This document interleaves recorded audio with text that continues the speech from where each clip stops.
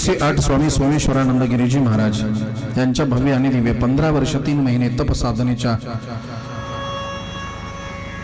7व्या वर्षाचा प्रागट्य दिन सोहळा अर्थात 7वा प्रागट्य उत्सव मोठ्या आनंदाने, मोठ्या भक्तिभावनेने, मोठ्या श्रद्धेने आपण सर्व भाविक श्रोते, बाबांचे सर्व शिष्य परिवार, पंचक्रोशीतील सर्व भाविक भक्त, बाबांना ओळखणारे, बाबांवरती प्रेम करणारे, फार दूरवरून आलेले सर्व ही भक्त परिवार, आज आपल्या गुरुदेवाचा प्रागट्य उत्सव आहे. मेरे नाथ हे प्रत्येकाच्या नशिबामध्ये नाही, यासाठी सुद्धा भाग्यच असावं लागतं ना. म्हणून आम्ही भाग्यवान आहोत, इथे विराजमान आहोत, बसलो आहोत.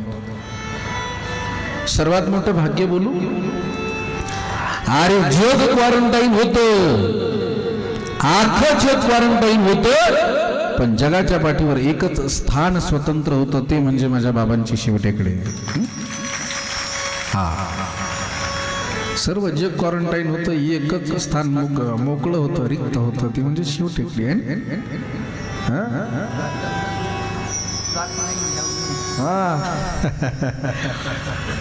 इथे लॉकही नाही, डाऊनही नाही, सही आहे. अख्खं जग स्थिर होतं, केव्हा मुक्त होईल, केव्हा रोग जाईल. अरे लाखो करोडो लोक गेले रे, पण भाग्यवान आहोत आम्ही. शिवटेकडीच्या सानिध्यामध्ये, बाबाजींच्या सानिध्यामध्ये निवास करतो ना. भाग्यवान आहोत आम्ही, महान तपस्वी साधूच्या सानिध्यामध्ये निवास करतो ना. म्हणून आपल्याला लॉकडाऊनही नाही, लॉकही नाही, डाऊनही नाही, है ना. लाखो करोडो लोक गेली ती कोरोनाने नाही, फक्त कोरोनाच्या भीतीने. एक पंढरपूर मधली घटना सांगतोय तुम्हाला. बिचारा चालत गेला, थोडासा ताप आला म्हणून हॉस्पिटलमध्ये त्याच भेटला. खासगी डॉक्टरांनी सांगितलं, भाऊसाहेब सरकारी मध्ये जा, इथे नाही होणार. बिचारा सरकारी मध्ये गेला, सरकारी हॉस्पिटल मध्ये गेला, त्याचं सॅम्पल घेतलं, ते मुंबईला पाठवलं. काही नाही, नॉर्मल त्याला ताप होता, नॉर्मल ताप होता. पूर्वी सुरुवातीच्या काळाला रिपोर्ट यायला वेळ लागायचा, बरोबर 3ऱ्या दिवशी की 2ऱ्या दिवशी रिपोर्ट आला. तो एका पेशंटच्या कॉटवर बसला होता, गप्पा मारत होता, गप्पा बोलत होता, चांगला होता, बसलेला होता. आणि रिपोर्ट आला. तिथल्या हॉस्पिटल मधली नर्स, तिने आवाज दिला, त्याचं नाव घेतलं, अमुक अमुक कोण. तो म्हणला, हा मॅडम मी. तुमचा रिपोर्ट? अच्छा, काय रिपोर्ट आला मॅडम? काय नाही, आपण पॉझिटिव्ह आहात. हे ऐकल्याबरोबर तो उठला, दरदर दरदर घाम आला, खाली पडला आणि एका मिनिटांमध्ये एक्सपायर झाला. हे पंढरपूरची घटना. चांगला माणूस असणारा सुद्धा फक्त पॉझिटिव्ह माझा रिपोर्ट आला हे कळालं आणि जागीच गेला. असा एक नाही, असे हजारो लोक गेले.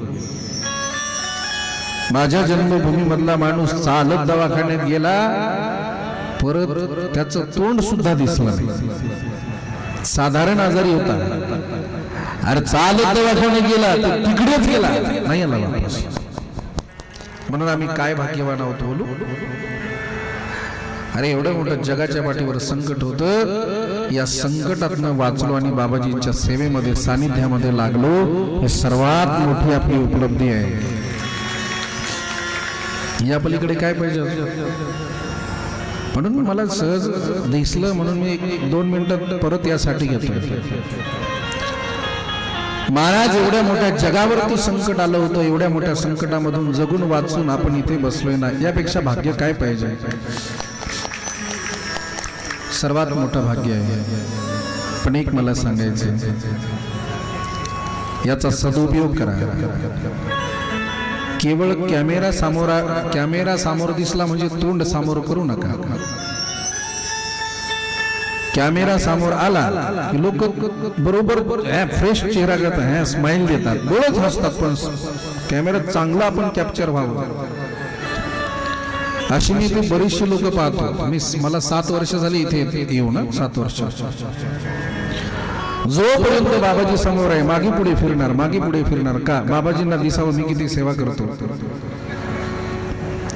बाबाजींना दिसावं मी किती सेवा करतो. बाबाजी गेले मग सेवा गेली खड्ड्यात.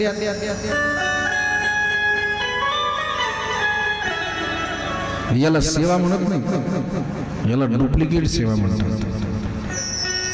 अगर सही में कुछ पाना चाहते हो ना करे, अरे बाबाजी समोर सेवा करू नका. त्यांना वाटावे हा सेवेमध्ये पिचराई करतो, त्यांच्या माघारी सेवा करा. त्यांची नजर पडेल न पडेल, जगाच्या बापाची नजर तुमच्यावर पडल्याशिवाय राहणार नाही.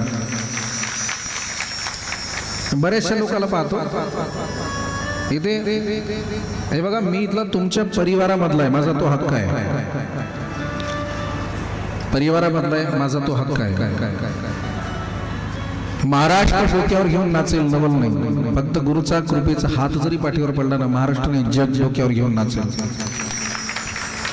म्हणून इथे आम्हाला व्यवस्था नाही, इथे अवस्था बनवायची असते. आम्ही आमचं बोलत नाही. आमच्यासाठी बाबांनी स्पेशल कुटिया दिली. तुमच्या 5 स्टार हॉटेलमध्ये जो आनंद नाही तो माझ्या कुटियामध्ये आनंद आहे, कुटियामध्ये आनंद आहे. आणि तेही जिथे 15 वर्ष 3 महिने साधना केली, अगदी त्याच्या सानिध्यामध्ये, अगदी त्याच्या खुशीमध्ये आम्ही राहतोय. या पलीकडे काय आनंद असावा.